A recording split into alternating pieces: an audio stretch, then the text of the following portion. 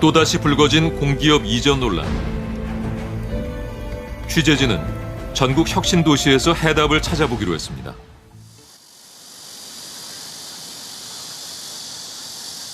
대구광역시 동구 신서혁신도시. 수도권에서 이전한 공기업과 공공기관 10여 개가 자리 잡고 있습니다. 신용보증기금은 2014년 서울 마포구에서, 한국부동산원은 서울 강남구에서, 한국가스공사는 경기도 성남시 분당구에서 각각 여기로 왔습니다. 대구 혁신도시에서 규모가 가장 큰 가스공사의 한 직원. 9년 전 대구 이전 당시를 이렇게 회상합니다. 초반에는 사실 조금 불만이 많았었던 것도 어느 정도는 사실이 그럴 수밖에 없는 게, 이제 저희가 이제 수도권에서 내려오다 보니까 여기에 가족도 없고 친구도 없고 여기가 이제 기반 시설이 되지 않았어서 생활이 회사 집 약간 이렇게 좀 단조로웠었거든요. 제한적으로 이렇게 생활하다가 10년 가까이 지난 지금의 생활 여건은 어떨까? 정주 여건이라고 하면 너무 광범위한데, 사실 정주 여건이 많이 개선되었고요. 지금 뭐 좋은 편이라고 더 디테일하게 말씀해야 되나? 그러니까 정주 여건이라는 거에 너무 많은 의미를 함축하고 있는 거여서, 뭐 제 개인적으로는 정주 여건이 수도권에서 생활했을 때랑 크게 달라지지는 않았습니다. 이 안이 좀 새로 신도시다 보니까 아파트 단지 생기면서 뭐 산책하는 산책로도 잘 되어 있고, 또 대형마트도 있고, 또 조그마한 병원들도 많이 들어와 있고 하다 보니까 아기 키우는데도 크게 불편함은 없습니다. 실제로 대구시는 혁신도시의 보육시설을 지속적으로 확충하고 수영장, 도서관과 같은 문화복지시설을 늘리는 데 많은 노력을 기울였다고 합니다. 과거에는 혁신도시를 하면 허벌판에 사실은 조금 부정적인 인식이 있었습니다. 그렇지만은 우리 대구시는 정주여건 개선 사업을 지속적으로 발굴하고 추진해오고 있고, 또 좋은 수성학군이 옆에 있기 때문에 대구에 내려온 이전 공공기관 직원들이 이제는 대부분 지역에 정착을 하고 여기에서 거주하며 살고 있습니다.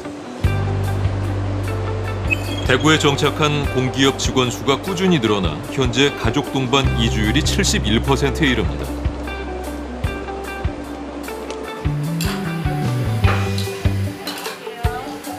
혁신도시 식당에서도 주민등록 인구가 계속 늘어나는 것이 이제 피부로 느껴진다고 합니다. 사업 초기에는 정말 너무 힘들었습니다. 장사도 안 되고, 뭐 직원들하고 두 명이서 이렇게 계속 손님도 없이 앉아 있을 경우도 있었고요. 지금은 젊은 세대들이 들어와서 거주하면서 아기들도 낳으시고, 그리고 학생들도 많아지다 보니까 도시가 젊어지고, 그리고 아까 말씀드린 제가 어렵다고 했던 부분들도 많이 해소가 되고, 장사도 점점 살기가 좋아지고 있는 것 같습니다. 대구시는 이처럼 개선된 거주 여건을 발판 삼아 2차 공기업 유치 경쟁에도 뛰어들었습니다. 그다음에 니아라고 한국지능정보사회입니다. 중소기업은행이 대구에 오는 것이 기업은행 측에도 가장 좋을 것으로 판단합니다. 왜냐하면 10개 혁신도시 중에서 대구가 가장 주거 환경이 좋은 곳으로 평가되고 있습니다. 실제로 기업 입주율도 가장 높고요. 또 지역 인재 채용률도 가장 높은 것이 그것을 보여주고 있습니다. 그 이유는 대구는 도심 외곽에 멀리 떨어져 있는 것이 아니라 도심의 핵심 지역에 입지를 하고 있어서 기존의 대구의 각종 주거 편의시설들을 함께 활용합니다. 교통, 교육, 문화, 복지, 의료시설들을 함께 활용을 할 수 있는 장점이 있고요. 대구 경북의 또 다른 공기업 이전 지역인 김천 혁신도시. 자연과 어우러진 친환경 에너지 도시로 김천 구시가지에서 동쪽으로 6km 떨어져 있습니다.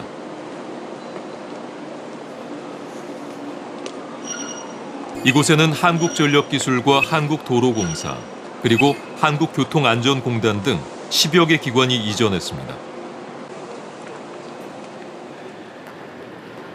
올해 입사 20년 차. 김천에는 6년 전 이사를 온 공기업의 팀장급 직원은 혁신 도시에서의 삶을 이렇게 얘기합니다. 좀 우려를 많이 했는데 의외로 와서 보니까 회사에서도 그렇고 지자체에서도 그렇고 뭐 어린이집도 잘 만들어져 있고 또 그중에 제일 제가 강조하고 싶은 거 하나는 보통 대도시에 살면 짜증나고 너무 힘들잖아요. 근데 그런 부분에 일상적으로 뭐 예를 들어서 교통체증 안에서 있으면서 화가 난다거나 그런 그 요소들이 굉장히 없어요. 그래서 전원적인 그런 환경에서 고요하게 천천히 여유를 가지고 살 수 있다라는 그런 점에서는 저는 굉장히 만족스러운 것 같습니다. 자녀들을 키우며 자연과 함께하는 전원 생활에 적응했지만 아쉬운 점도 없지는 않다고 합니다. 예를 들어가지고 뭐 오케스트라로 공연을 보고 싶어요. 뭐 연주회를 보고 싶어요. 그리고 미술 전시회를 보고 싶어요. 그런 거 같은 경우는 뭐 엑스코, 백스코 뭐 이런 데서만 하잖아요. 김천에서 할 수가 없잖아요. 김천시에서 노후를 보내려면 좀 의료 시설이 좀 갖추어져 있어야 될 것 같은데 저도 이제 40대 중반이거든요. 이제 노안도 오고 이래가지고 병원을 가야 되는데 우선 안과가 없습니다. 혁신도시에 안과가 없다 보니까 저기 구도심이나 구미나 아니면 대전, 대구 뭐 인근 도시로 가야 되는 상황이고요. 김천 혁신도시의 중심지. 안과도 보이지 않고 소아청소년과 의원은 있지만 병원들이 눈에 잘 띄지 않습니다.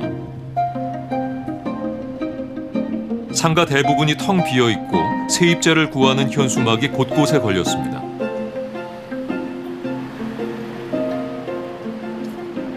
병원뿐만 아니라 편의시설과 문화공간도 눈에 안 보이긴 마찬가지입니다.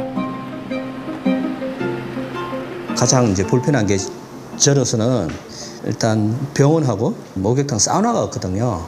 병원을 개설하는 쪽에서 아마 사정이 안 좋아서 진행이 안 되고 있지 않나 그렇게 뭐 소문이 들리고 있거든요. 아무래도 이제 여기가 정주 인구가 2만 한 3천 정도밖에 되지 않으니까 상가는 많고 이용하시는 분은 적으니까 공실이 많습니다. 금요일 오후 6시쯤 KTX 김천 구미역입니다. 서울이나 인근 대도시로 가는 직장인들이 짐가방을 들고 역으로 모여듭니다. 금요일 날 오후가 되면은 공기관 직원분들이 이제 회사에서 준비해준 버스를 타고 서울 방향이나 원주거지 쪽으로 귀향하시는 분들이 한 30% 이상은 되지 않을까 그런 생각입니다. 타는 51번에 도착하는 열차는 수서로 가는 SRT 주말을 앞두고 어김없이 펼쳐지는 씁쓸한 풍경. 가족 동반 이주율이 여전히 낮기 때문입니다. 전국 혁신도시 가족 동반 이주율은 부산, 제주, 전북이 가장 높습니다. 경북 김천은 57.2%로 10곳 가운데 9위입니다. 가족과 함께 이주한 직원 수가 절반을 간 넘긴 수준인 겁니다. 혁신도시 평균 가족 동반 이주율은 69.4%입니다.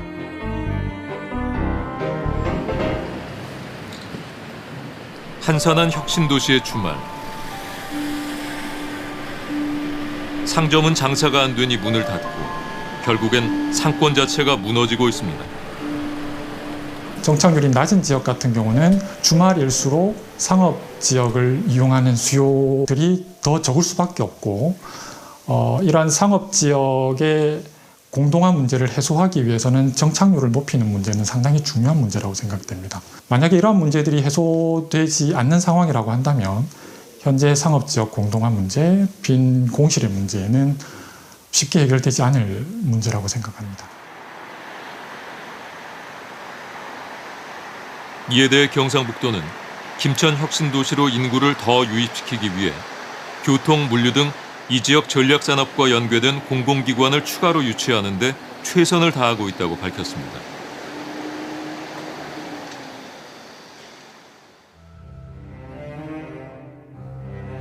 전국의 혁신도시 가운데 가족 동반 이주율이 가장 낮은 곳. 바로 충북 혁신도시입니다. 충북 진천군과 음성군에 걸쳐 있는 충북 혁신도시의 가족 동반 이주율은 49.6%. 직원 중 절반이 주말 부부를 하거나 다른 대도시에서 통근을 한다는 얘기입니다.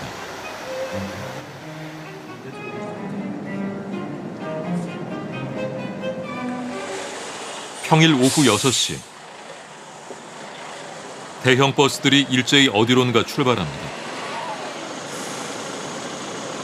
같은 시각 퇴근한 직원들이 줄지어 걸어 나옵니다. 직원들이 향하는 곳은 서울로 가는 통근버스. 행선지는 강남, 양재, 분당, 수원 등 수도권 지역입니다. 이런 통근버스 20여 대가 매일 충북 혁신도시를 돌면서 직원들을 출퇴근시키고 있습니다. 혁신도시라는 건 당초 국토를 균형 발전시키기 위해서 그런 취지로 했는데 당초 취지와도 어긋나고 월요일 같은 경우는 주말을 쉬었다가 출근을 하시기 때문에 출근할 때 차량 대수가 급격히 많이 늘어나고 또 원룸이나 이런 데서 일주일 동안 생활하시다 주말에는 또 댁으로 귀가하시는 근무자들이 많으시기 때문에 금요일 저녁 이럴 때에는 정말 교통 대란이 일어납니다. 그래서 버스가 대여를 해서 쭉 서 있기 때문에 보기도 안 좋고. 직원들이 수도권으로 퇴근한 충북 혁신도시의 밤거리. 적막감이 감돕니다.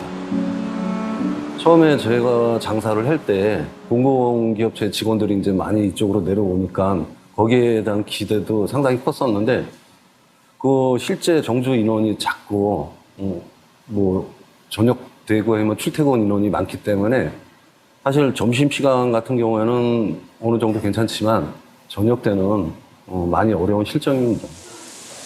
저뿐만 아니고 여기 혁신도시에서 장사하시는 모든 분들이 마찬가지일 겁니다. 혁신도시 직원 중 3분의 1 정도가 서울 등지로 매일 통근하는 것으로 추정됩니다.